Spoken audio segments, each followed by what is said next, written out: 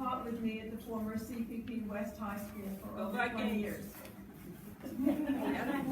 That's true, go right.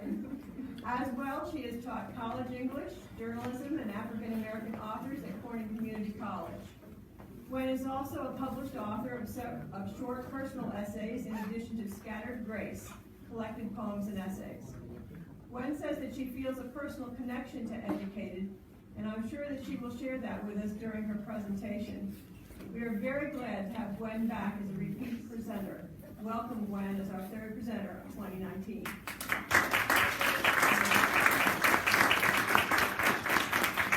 Please hold your questions till the end, like we did last week. It really works well. Thanks. When people are saying all the things about me, I said, who's that?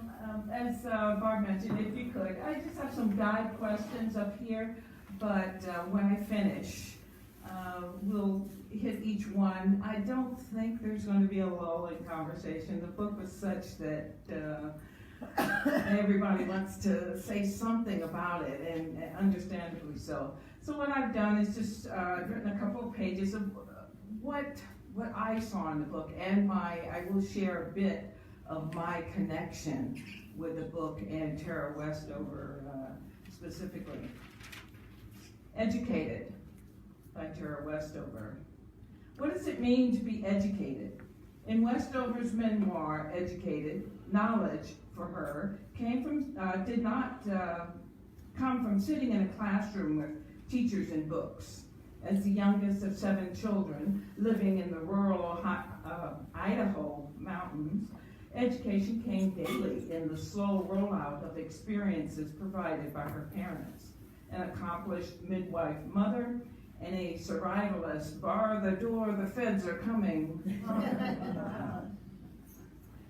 Her father, when not breathing the fear of biblical fire and brimstone into his children, made a life of collecting scrap metal. It is true, a child's first teachers are her parents, and Westover's life was proof. Like every child, Westover struggles with establishing an identity in the midst of a life lived on the outskirts of Mormon doctrine. She makes it clear in her author's note that Educated is not about Mormonism, and she is right. Educated does not deal specifically with Mormonism, but it does offer a very real response to her life that is prearranged by Mormon philosophy and doctrine. The reader can see Westover's battle for identity taking form as a pre-adolescent girl being worked like an adult. The father's neglectful parenting is evident in the casual, haphazard environment of the junkyard on the property. While her brothers suffer the majority of the injuries at the hands of a father-turned-shift boss, Westover comes very close to serious injury more than once. These near misses are simply brushed aside by her hard-driving father, who attributes any safe outcomes to divine intervention. God and his angels are here. They won't let you be hurt. The reader holds out hope that Westover's mother, Faye, will provide the balance needed for Westover and her siblings to enjoy the safety of loving and nurturing parents. But Faye Westover, too, seems denied respect as an important contributing family member. By being a sought-after midwife, Faye has stepped outside the Mormon prescribed boundaries for women. And there are times the reader is encouraged by Faye's crossing those boundaries as a wife who keeps the family financially afloat with her midwifery and later with her homeopathic herb production. But ultimately, Jean Westover's Mormon-influenced belief that women should be in the home prevailed even in the face of an obvious reality. Faye Westover has the potential to be the strong female example for the one daughter that proves intellectually curious and ready to learn about the world. But she fails as a result of the religious hand that holds her down and pins her to a husband that she is loath to admit the secret that he is psychologically unstable. Both parents are unwilling to admit the need to protect their daughter from their own son, a brother Westover feels close to, even as she suffers his physical abuse.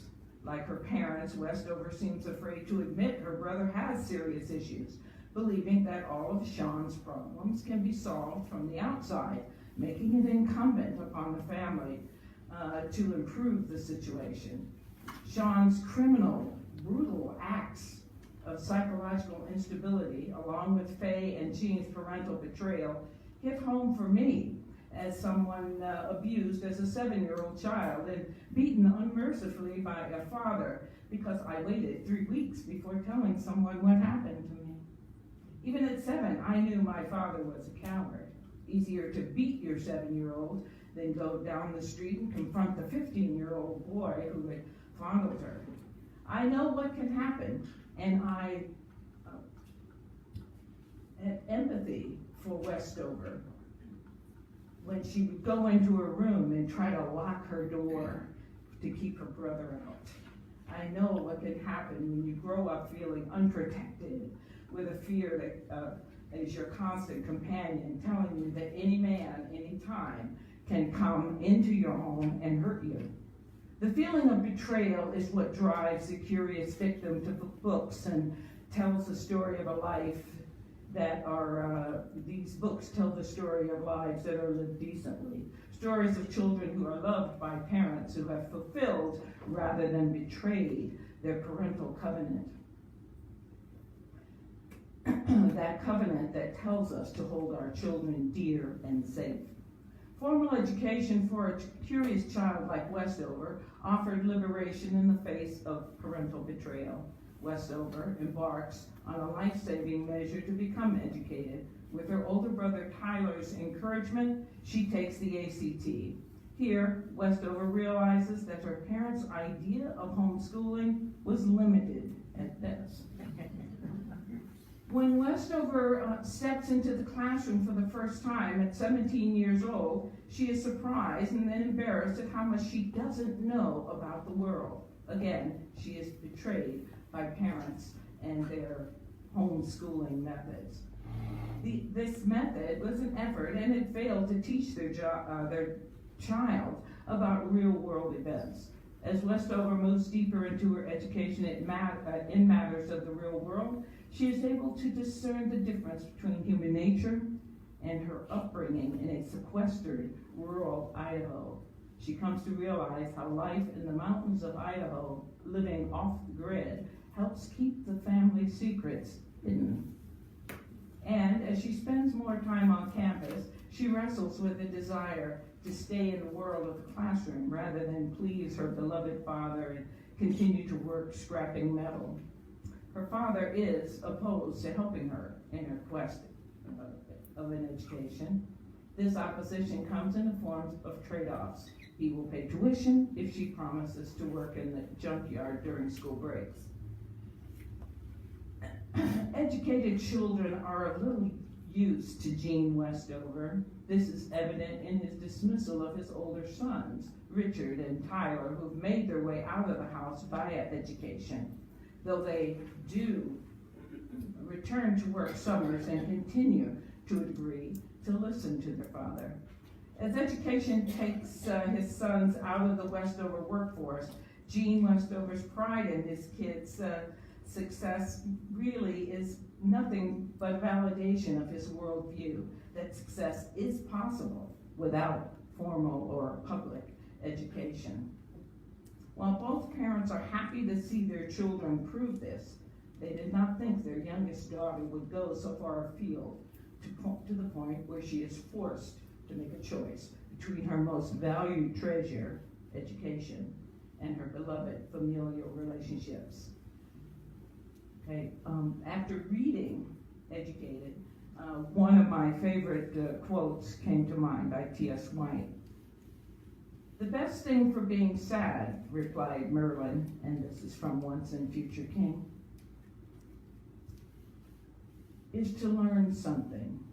That's the only thing that never fails. You may grow old and trembling in your anatomies. You may lie awake at night listening to the disorder of your veins. You may miss your only love.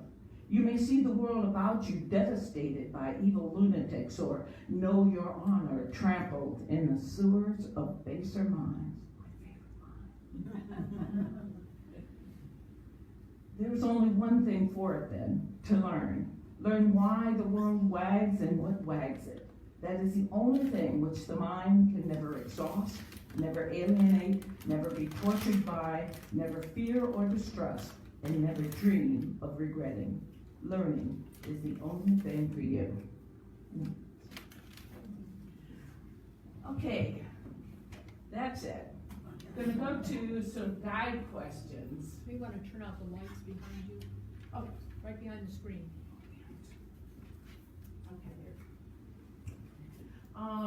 First question, what does it mean to be educated? After reading this, what? They have a wider worldview. Yeah, she did come away with a wider worldview as her brothers did. But what was the difference between Tara's experience and her brother's experience? What was a huge difference in terms of being educated? In what ways was she educated? Let's go there. What ways? She was questioning, as she was educated, she was questioning her own environment. Yeah. She started questioning, why, and that's the 3-letter, just goes through the looking glass and back. Why? Yeah. I think educated is following your curiosity. Yeah, and that is what really separates the individuals. If you have a big family, there are some kids that are really curious about everything, and some kids are like, okay, I got this, and they're going to do what they're going to do, and they're okay. But other kids just want to pull the curtain back on everything, everything. Any other observation in terms of the title? Yeah. Her whole social interaction with her female friends that she met at college. Right. She had to learn that, you wash your hands after you go to the bathroom. Just basic things that children learn very early on. I know. Just getting along with other people. And her grandmother, the mother's mother, had brought that up to when she was at her house, and he comes to pick her up. Gene Westover, her father, comes to pick her up, and the grandma says, you really should teach your kids, wash their hands, when they come out of the bathroom. And he goes, I teach them just not to piss on their hands, that's all. He's just like, oh, this man is too much. Did anyone fear for her as she was working in the junkyard? Oh, yeah. Oh my gosh! And these machines he would buy, and you get up there and I just. These chopping things going like this, and you get over a little closer, just pull that piece of metal out. And he's just very derelict in his duties as a parent. And I just saw that as just this huge betrayal. And did anyone else get a sense that something was not right about this guy even before she came to the realization that my dad's bipolar. Nothing wrong with being bipolar, but when you have kids that are looking at you for 3 months flat on your back because you can't move, and then other times you're up and you're going, 23 hours a day, and life it's interesting. Yeah. Now, I haven't read the book. Mm-hmm. This is a personal thing. Mm-hmm. My grandson came to visit. We decided we were going to make a forge for him. Mm-hmm. So we went to the junkyard to get some parts. Mm-hmm. Now, when I was a kid, I spent a lot of time in the junkyard, Mm-hmm. having a great time, and you're 10, 12 years old. He couldn't even get into the junkyard with me. No. Now, you gotta be 16 even to get into it. And I'm just thinking, Yeah. the education you are losing. There's all this good stuff in there. Yeah, it is true, But it is true. we've gone somewhat in the opposite direction. That is true. Because I don't know, and as some parents would say, you know, my kid can run around, you know, in the junkyard. I've had nephews that, you know, I could turn around and look and they'd be up on the tallest, most precariously built bunch of cars, and there they would be. So yeah, we'd keep them out too. But yeah, I understand. Things are different now, though. Things are different, and I think he probably thought that maybe the kids were, you know, this was his lesson to his kids, that you can make a living without being a part of the system. He was so off the grid to a point, because they did have a computer. I mean, he did. You know, I think he kind of looked at it as the buffet, you know, well, I'll take a little bit of this, I'll take a little bit of that, and then I'll eschew everything else that looks like the establishment, you know. So I think he was kind of this cafeteria. But they did have that backpack that they had to run with. So they did have that pack, what do you call that? Your go pack or something. Yeah. So that was his survivalist thing. Right. Yeah, as a kid, you know, consider your parents, and you come home one day, or you come in from the yard, and then suddenly like, okay, we're canning peaches, and everybody's canning peaches, and you get down because they're going to come and get us, and the proverbial they, who are they, you know, with the government, you know. In our neck of the woods, the revenuers, you know, years ago, just called the revenuers, you know. Yeah, that part of his, you know, the feds are coming to get us, and the fact that he kept referencing Ruby Ridge, but never coming right out and saying Ruby Ridge.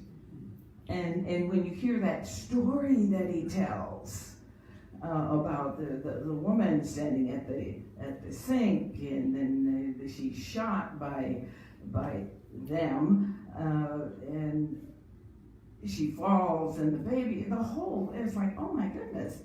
And it's not long before you realize what he's doing is just reliving in his mind that injustice of Ruby Ridge. But it was almost like fear. He wanted to endure fear. Oh, absolutely. Oh, yeah. It's just. Isn't the way she got an education harder than you were a teacher? Isn't going to school and getting an education from school basically the easy way? It depends on the kid. It really does. I mean, I don't know if Corning still has it, but they used to have the alternative program where kids would just flourish. They still. Okay, good. Kids would just flourish. They had these very caring teachers. Their programs were all different. Some kids would be in the classroom. Some kids were out working. You know, so it's not a one size fits all. And I think someone very wise realized that here in Corning. And so we have that alternative program, but for the most part, it really depends on the kid to be able to be so bright as to just say, okay, I've got to take this ACT, and she had to take it, I guess, twice, you know, yeah. And she gets a score well enough to go to Brigham Young, and there she is, and sitting in the classroom, and she's such a prideful young woman, and doesn't even know, and you feel bad for her. She doesn't even know she should be embarrassed that she doesn't know about the Holocaust.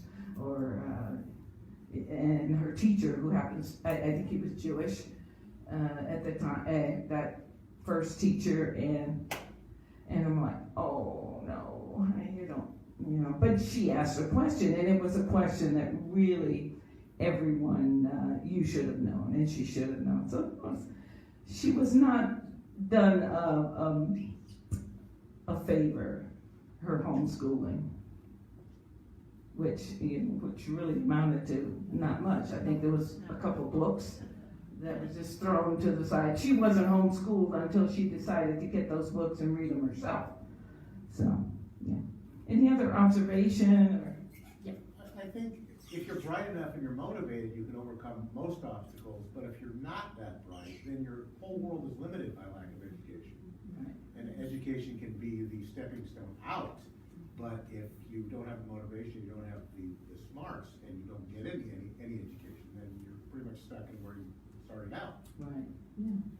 And not to say that if you go to college, you're really not that bright, but yeah. It's a motivation, and it's something that we had talked about, because motivation really trumps IQ. And as a teacher, and teachers, you know this, you see the brightest kid, in the school, and, he or she is sitting over there, daring others to talk or whatever, but it's that kid that's like, I am going to do this, I am going to, achieve whatever it is, whatever goal you set out for them. They're the surprises, they're the gems, the diamond in the rough, so to speak. Just to throw into the mix of the discussion, I'd like to share an experience I had with my grandnephews. After I had retired and I had moved out to a farm in suburban Woodhull. We're in suburban Cameron Mills, so yeah. Okay, you understand. And I had, 47 beautiful acres, and a big barn and a pond and woods. And my niece called me and asked if her kids, who at that time were 11 and 13, could come out and just stay at the farm with me for a while. She wanted them to have that experience. And I hadn't had a chance to see that much of them at that time, because they lived outside of Seattle. They lived in an urban area, and I don't know if you know much about Seattle, but if you wake up and start breathing, you probably have an IQ over 150. They were exceptionally bright, and they had been educated through elementary school and just starting middle school to be exceptionally bright kids. They were mathematically and scientifically oriented. And, so the first day they were there, I picked them up at the airport, came home, ate dinner, they went to bed, they woke up the next morning, and I made breakfast for them. They said, well, what are we gonna do? I opened the back door and I said, well, there you go. You have 47 acres, so find out what it is. And they were helpless. Every moment of their lives, partly because of the cultural influences of the area, or partly because of safety concerns. They had never done anything on their own in their lives. And at the end of the 10 days, they had built a frog condo, a tree house, and had gotten lost repeatedly, but they did learn that if they went downhill, eventually they'd come to a road. And it was just a whole different experience. And I, as an educator and as a professor's kid, I value formal education, but they didn't touch a book. And it was the darndest thing because our TV didn't work. The whole time they were there, and I conveniently put my laptop under the bed. They didn't know I had a computer. And they had an absolutely marvelous time. Now they're in their 40s. They still talk about it. So, and it has influenced the way they're raising their own kids. Yeah. So, for education, sometimes you just need to open the back door. Yeah, absolutely. Well, we grew up in Los Angeles, my husband and I, in the Los Angeles area. And we moved out here 36 years ago. And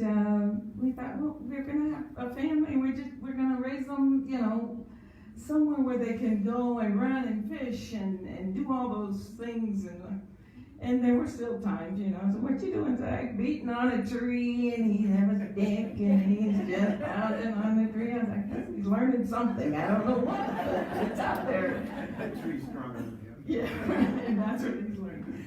But anyway, so that was interesting. So and like I said, I was in the middle of my my own memoir at the time. So I was concerned. I looked at she's 33. Is that right? So she's just a couple of years younger than, or actually a couple of years older than my son. So I was like, who writes a memoir at 33? Yeah. And do you think this is her only memoir? Do you think she's got another one in her, say, when she's our age? I hope so. Yeah. I would say, because how did you feel about the ending? The ending. Well, remember her brother. She feared her brother Yes. in many ways. And that the ending for me was, I still fear her brother's kids. Yeah. You know, 'cause this is reality. There's There's something wrong with him. Yeah. Oh yeah, when he I'll say this because I'm assuming everyone's read it, or most of the people, but I mean, he kills their dog. His wife, he kills her dog to as a vindictive measure. He didn't get back at his wife. I mean, he just goes outside And then brings the bloody knife to his sister. yes, yeah, and brings the boy was ill. Yeah. I mean, beyond.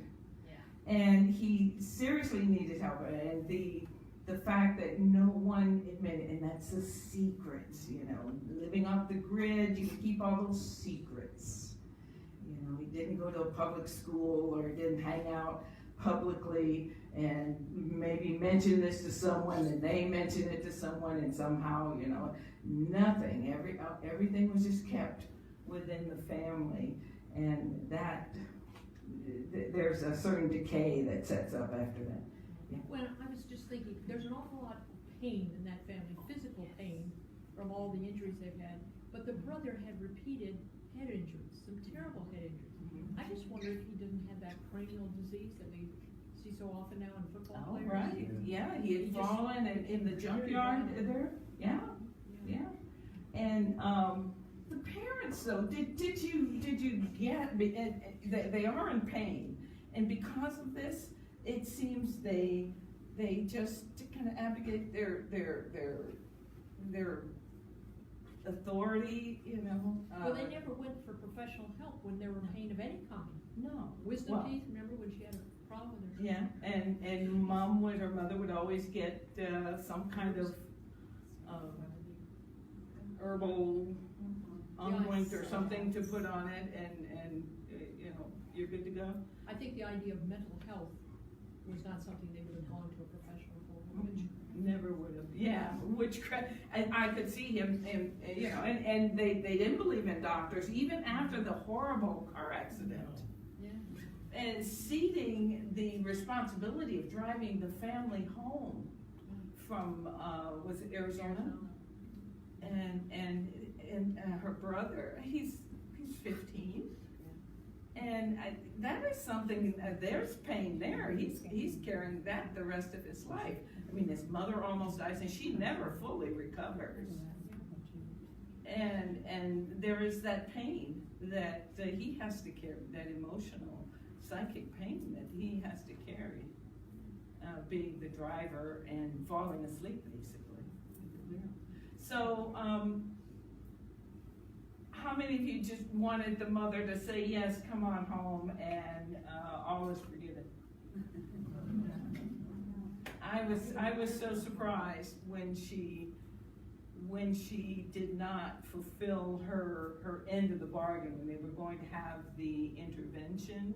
Remember, it was that when she finally realized, you know, my dad has psychological issues, my brother has psychological, but maybe there's something we can do for Sean, and they all meet to and they call Sean, he comes in, and I think that's the time he gives her the knife, and it just totally goes off in another direction. Mom, Faye, that mother doesn't stand up at all.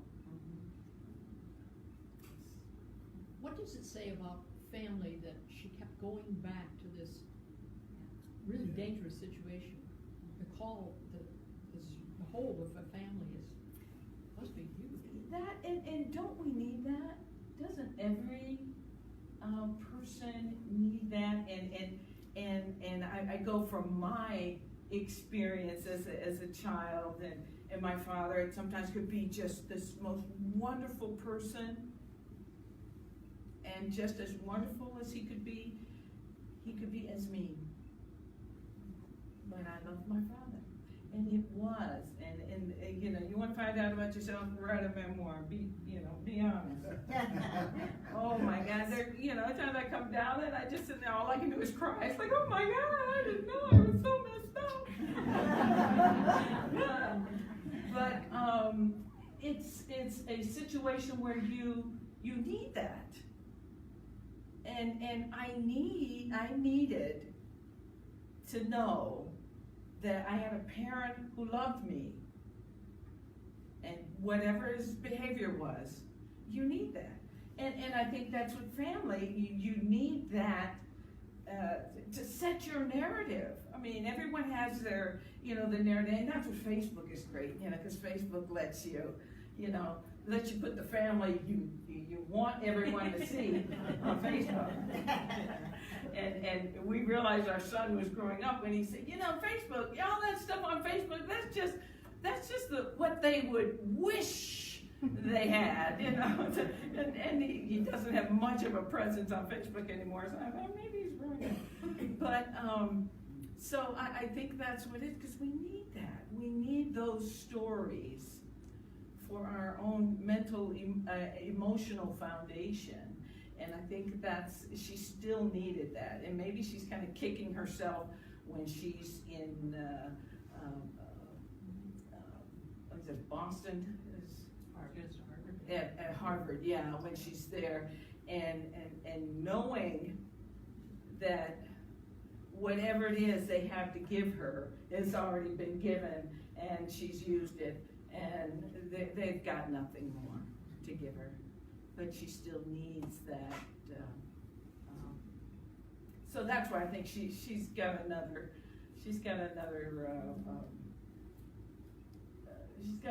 thing coming. No, she's got another memoir on the way, or she should, because also too, this was as much about Mormonism to me, I think, as it was her life. Although she said this isn't about Mormonism, Right. but I think it was. Yeah.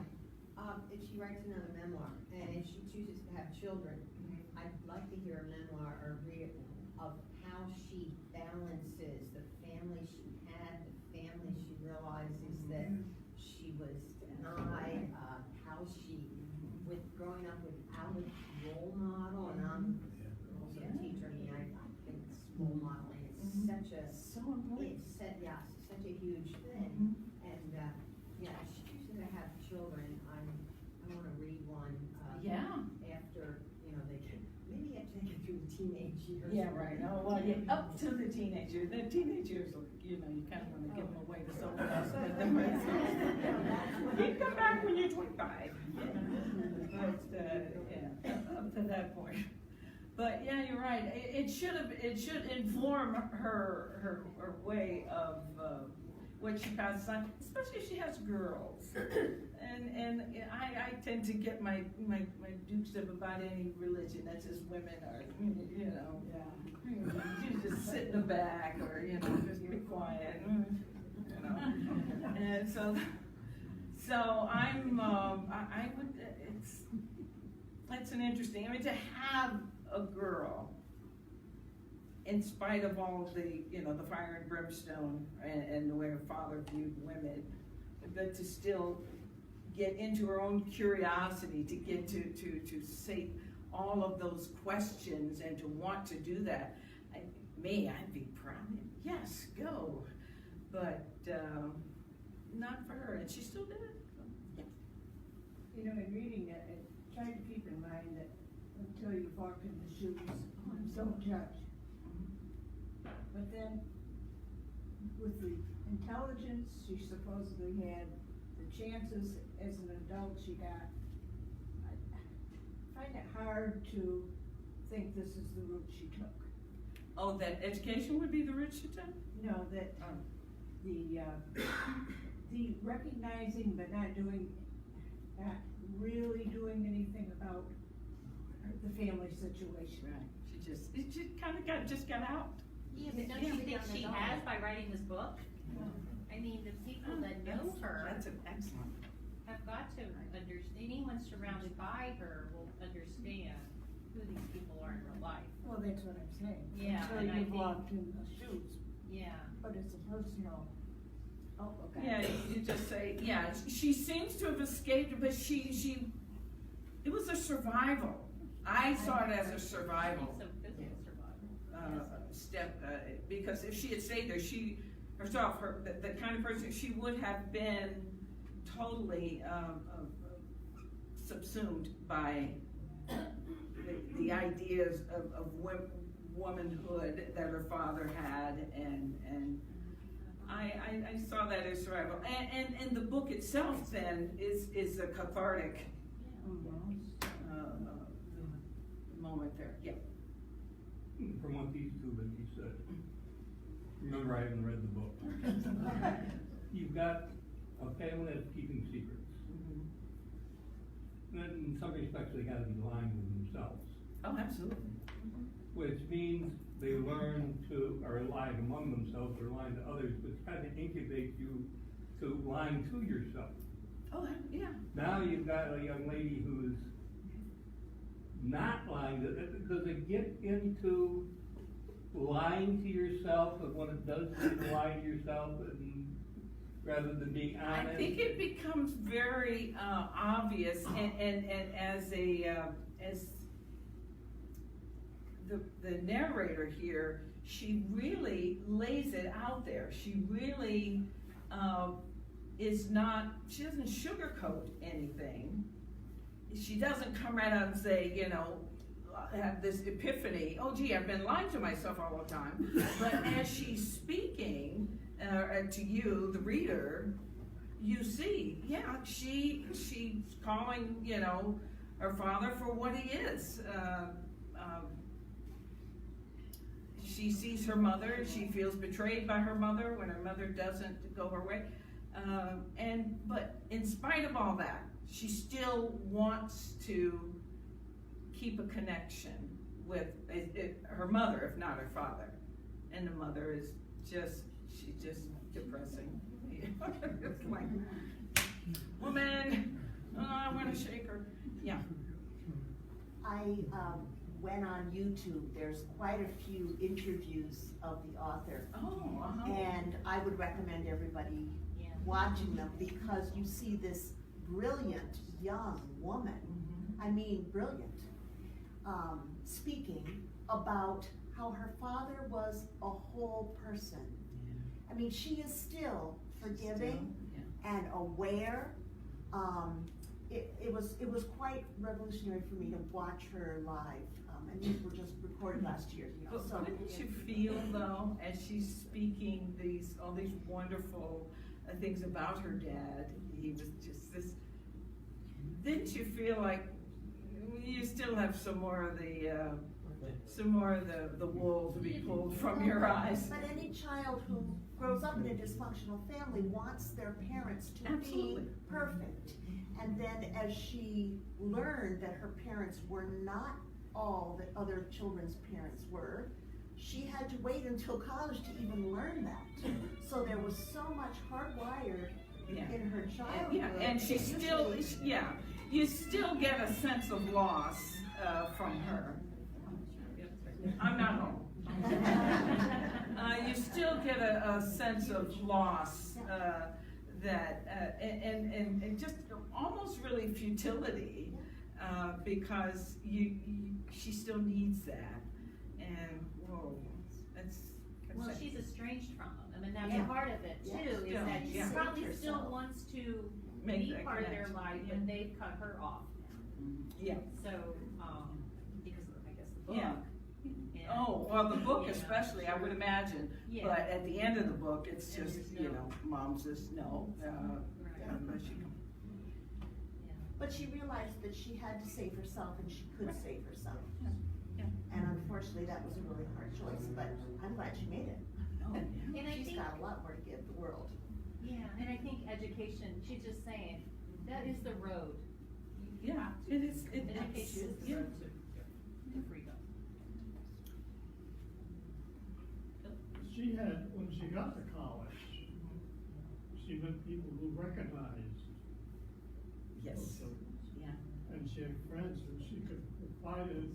She was very fortunate in the people she ran into, because that train could have been derailed, you know, at any point.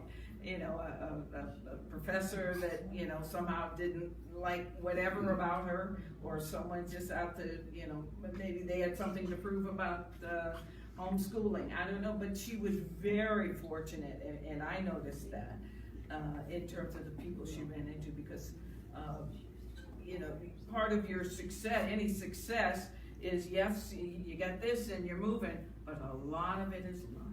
And they urged her to go out Push her, yeah. apply for scholarship. Absolutely, yeah. And they pushed, they took it upon themselves to push her, and, in doing that, she's very fortunate, and it's right person, right time, everything seemed to align, which, you know, he's a very lucky person, I mean, aside from being brilliant. Yeah. Well, I saw those interviews too that Jenny was talking about, and I have a couple comments. One, she's a pretty woman. Yeah. Yeah, she's a pretty young woman, Yeah. and I'm curious to, and she's been on all those talk shows and all those interviews. I'm curious to know what she, how she feels she is benefiting from being presented. Right. I'm curious about that. That's From her story being told. Right. from her having so much face time with the press and Right. the public in all these interviews, and you can just go on YouTube and see them all. Mhm. She is pretty, and she is poised, and she is Against the camera presents on. herself. Yeah. She's brilliant, Yeah. well spoken, and so is she? I'm just curious what she is does she have any hopes? Is she hoping for a movie? Is she hoping, to get a job that is something that intrigues her? I got the feeling that in one of those interviews, or maybe more than one, that she is in some sort of counseling. Does that? She said she had therapy. Yeah. Okay, yeah. Yeah. So that was one thing. It's phenomenal that anyone can climb out of that pit. And the other thing I want to bring up, which is not exactly on this topic, except the book, and you can say something. It's her mother, and her mother. All the things you said. What's the matter with her? But she has developed quite a business, Oh, and yeah. her products are all over the country, and they're right there on Amazon, because I bought them. I realized that we've bought them too over the years, and it's, and you see that. But still, the father, he's in there and he makes his claim, But it's interesting that mother who theoretically had some damage, Yeah. Yes. and sometimes she seemed smart, and other times they were criticizing her and so forth. Well, look what she's done. Yeah. And I get the feeling she wasn't appreciated, because that just was not part of the home culture, how people behaved at home. And there's always the kid or the parent that you make fun of at the moment. My niece, her kids make fun of her dancing. It's like, stop. But it's just the way it was. Any other questions? I think it's kind of similar to the hillbilly eulogy. Elegy. Elegy. So I think they're trying to educate us on what's happening in today's society, and what can be done. Because now his thing his cause was, he's an attorney, and I think he was trying to go for more education. You know, my husband's reading that now, and he goes, you have to read this when I finish. It's, again, it's very interesting, and I think that's, again, they're just trying to educate us on what's going on in today's Oh, absolutely. Yeah, and what I think the biggest message is that sometimes as a culture, we're so concerned with the package, you know, the outer wrappings and the trappings of whatever. But her life and her story goes a lot deeper than that. And looking at her and what she's accomplished. And we all do this when we, what would happen to me?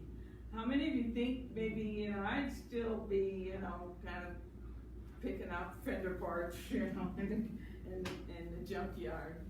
It's similar to the glass castle, where those parents were educated. Okay, I've not read that. Oh, I agree. Yeah, they were educated, but honestly. And also the book about, I think, in Alaska. Oh, The name of it? The Great Alone. Alone. The Great Alone. The Great Alone. Very similar. The parents, the father is mentally off and can be very violent. He was a Vietnam vet. And then he goes through these terrible depressions. The mother just didn't do anything about leaving him or anything. He beat her up all the time. He beat up the daughter, and the daughter is very strong. She's trying it's very similar, and I think it came out before. Yeah. So this is kind of an interesting learning about situations in this country that we don't know about. Yeah, and we had just driven through, not necessarily Idaho, but we had driven west, taking my mother-in-law to California. So that in itself was an interesting. It's 2,700 miles with 2 yippy dogs, a diabetic cat, and an 89-year-old mother-in-law. It could have gone sideways at any point, but it was a wonderful experience. I had never seen Nebraska like. It's like, oh my gosh, you know, I could move here. Well, probably not, but it was so beautiful. It's middle of July, you know, it's just beautiful. But anyway, it really was. And then when we left, we came back and went up into the mountains. Come on, help me out. Glacier National Park. Glacier National Park. Glacier National, yeah, that's as far north as we were going, and we went to Glacier, saw the last glacier, because I think it won't be around. It's like, as we speak, it's shrinking. 100 years ago, there were 150 glaciers there. So by 2050, they think there'll be none. I don't doubt it, because this. 2032 now. Yeah. 2032? Yeah, they revised it. Oh. Anyway, so I got what it was like got an idea of what it's like to have a place.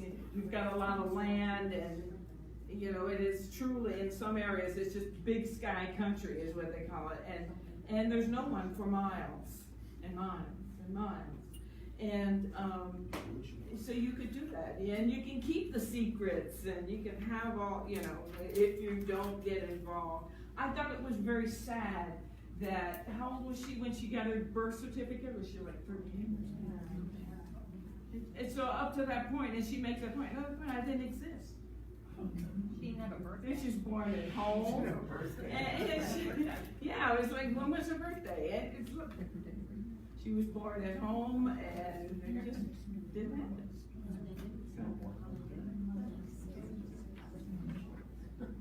Have you read Reading with Patrick?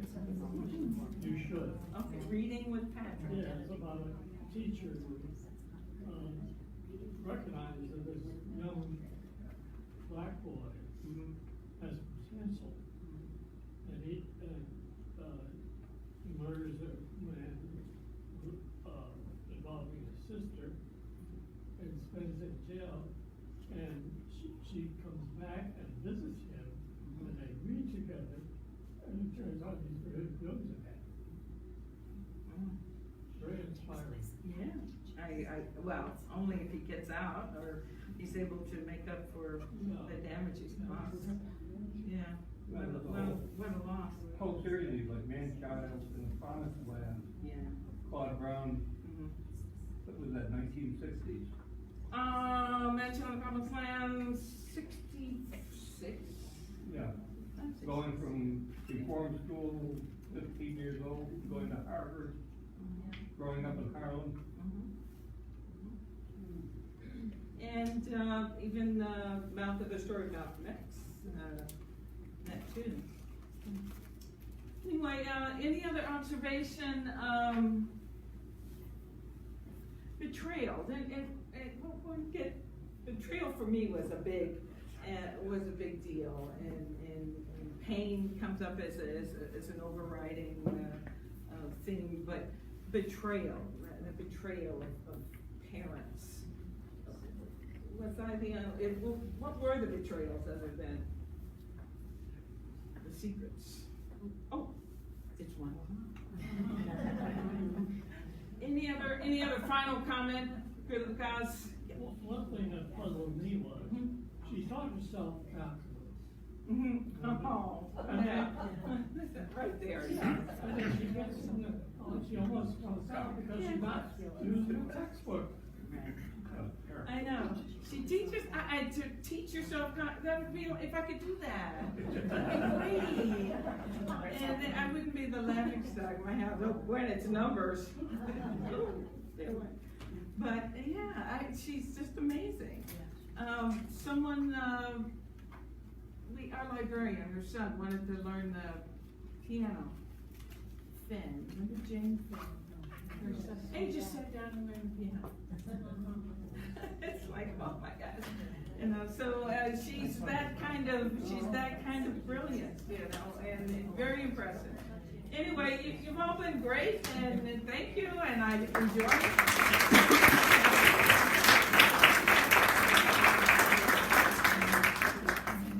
Many thanks to Gwen for such a thought-provoking presentation and a great conversation with all of you as well. It was really a wonderful thing.